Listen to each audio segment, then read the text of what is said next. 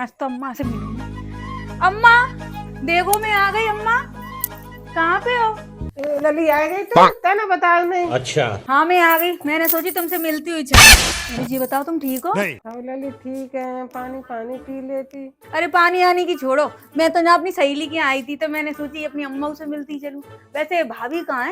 होंगी नहीं, कहूँ महारानी लेटी होंगी। सही कह रही अम्मा। मैं आ गई तो मुंह तो वैसे ही फूलेगा होगा। चल तू छोड़, तू बता कैसी गया, मैं तो भुगता नहीं है। देखो अम्मा वो कितनी देर रह गई बैठे हुए, पर देखो एक भी बार निकल के तो नहीं आई है। अरे वो नहीं देखेगी लली, वो तो हमें लली है तो हमें नहीं देखना। देखो अम्मा मैं देख के आ रही हूँ, कर रही हूँ।